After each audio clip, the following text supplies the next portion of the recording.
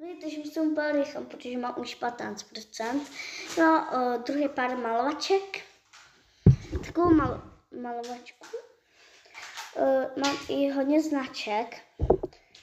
Tam toho mám hodně značek. Tohle je značka Tomka Strčavička.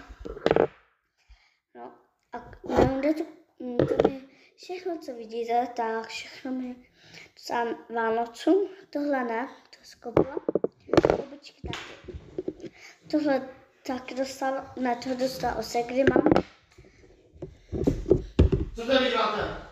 Páču. Já taky natáčím videa. A pak ještě tohle bílé a kolektor bílé. Alebo spadejchám na pak to je stíny, značka stejná. Tak, tamto. Na obočí a tak i na oči. Používám tyhle dva, tuhle a tuhle. A pak mám největší paletku, protože nejvíc ji používám.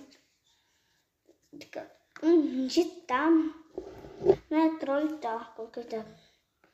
A lidi vám natočím i já se někdy maluju. A to je všechno. Jsou všechny moje malovačky. A všechno za fakt Vánocům narozenina. A ještě vám ukážu něco. Kdo zná lidi, tak to je Johnny. A mám jeho fotky. Když tak. A TikTok, tak až mě jde sledovat, že já tam mám jeho videa a mám na jedno video je jeho 21. A že tam já sledovat, omlouvám se hodně, když uzřím rychle malovačky, že musím počkat, že mi to všechno skončí, tak si dám sem a ještě zapiju čajem.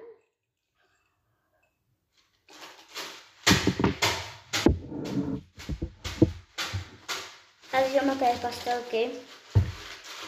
Budeme nějakou poslechu a namalujeme si malovačku. Tak. Zelená, ne. Počkejte, zelená. Tak, no. Nevidím. Tak vidíte. Hnědá. Nevím. Já to vidím takový dorožák, hnědý. Tak naprosto pohodě. Pro mě je hezká.